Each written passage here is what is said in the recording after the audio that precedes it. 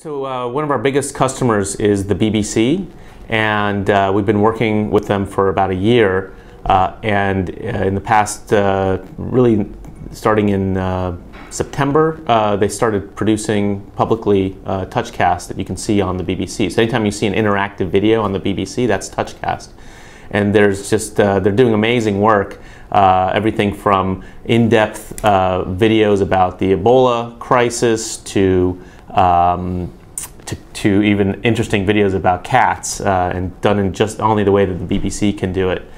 So if you go on the BBC website, you see one of these interactive videos, you'll be able to click through to get more information, watch more videos inside the video, browse other pages, both on the bbc.com and other information that's all enclosed inside the TouchCast. So the BBC has a license across their entire organization. So everyone from BBC News to Factual, which is their documentary division, to their television programming, even down to radio and children's organizations, all have access to TouchCast as a platform. And we've been seeing, News has been one of the early adopters, so they did a few TouchCasts around the Scotland referendum. Those were some of the first TouchCasts that came out. And then they've also done news pieces on things like Tor, the peer-to-peer technology. There's an amazing one on the Ebola crisis in Africa, where the thing about TouchCast, just to remind everyone, is that it's a way to create interactive videos so you can embed other media into the video. It includes other videos and other web pages and other interactive graphics. And in this Ebola one that was really interesting, there was a video that was embedded in there that was a patient who had escaped. And then it was this footage on the street as like these crowds were sort of surrounding him, and then these guys with the the suits, the health workers, who looked kind of frightening actually, actually getting him back into this truck. And you really got a feeling for what it's like to be there, that you don't get out of a 30-second clip, right? And the fact that you could click on it and watch the whole video and then click back and you were exactly where you left off in the original video. I think that's a very powerful thing. So TouchCast is a very flexible platform, and we see the BBC using it in a variety of ways.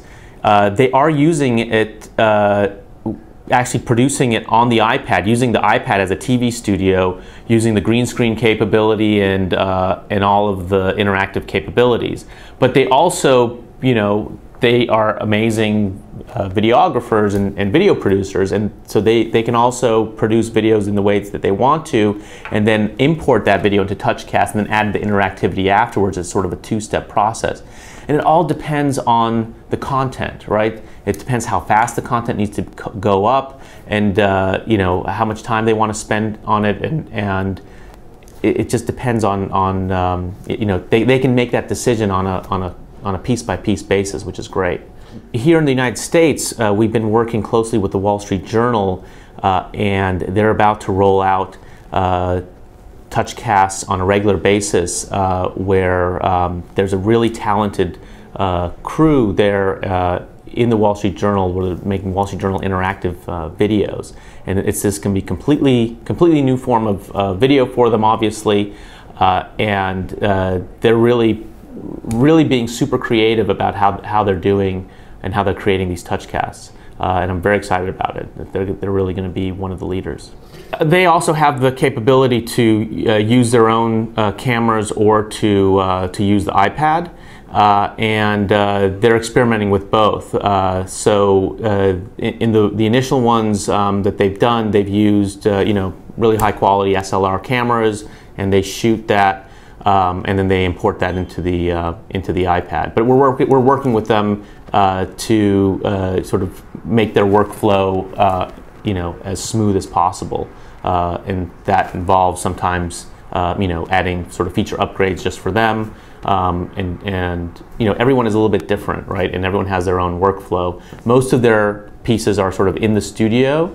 So there's a great anchor reporter, Sarah Murray, who's just a real natural, and she does stand-ups in the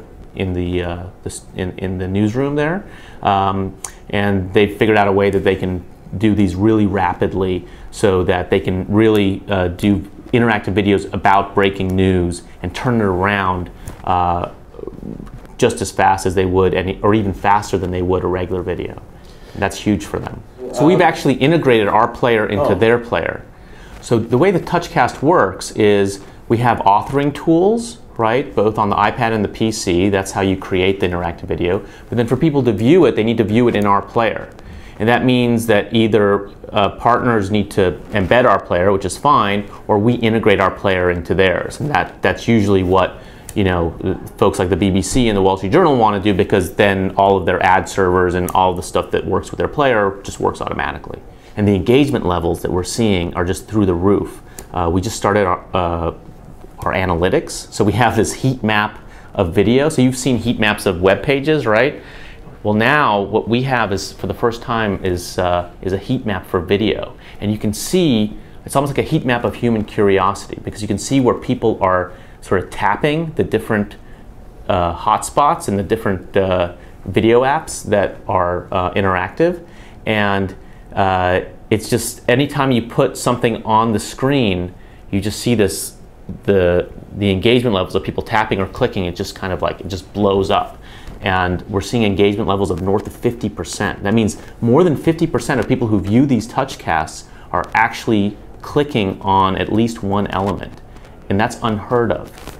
Because if you think about YouTube annotations, for instance, which is YouTube's interactive feature, the click-through rates for YouTube annotations is typically 1 to 2%. So we're north of 50%, just to give you an idea.